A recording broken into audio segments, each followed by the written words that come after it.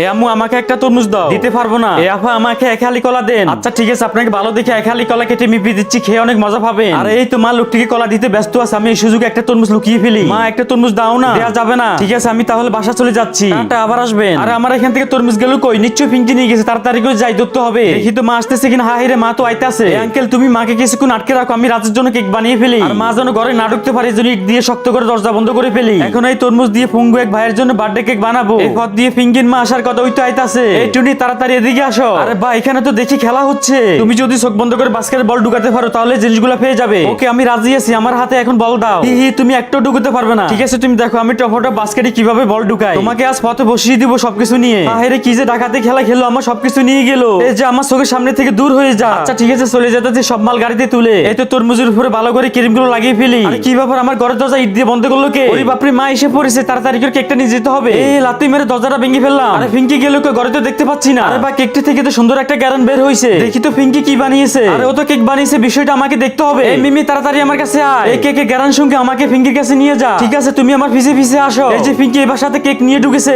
আর ওই তো ফিঙ্কি। এই রাজু তোমার তো আজ জন্মদিন, তাই আমি কেকটি তোমার জন্য বানিয়ে এনেছি। বা তুমি গরিবদেরকে এত ভালোবাসো। আচ্ছা আপনার ভালো কাজের জন্য কেউ কি লাইক সাবস্ক্রাইব করে? হ্যাঁ রাজু, যারা গরিবদেরকে ভালোবাসে তারা লাইক সাবস্ক্রাইব করে দেয়।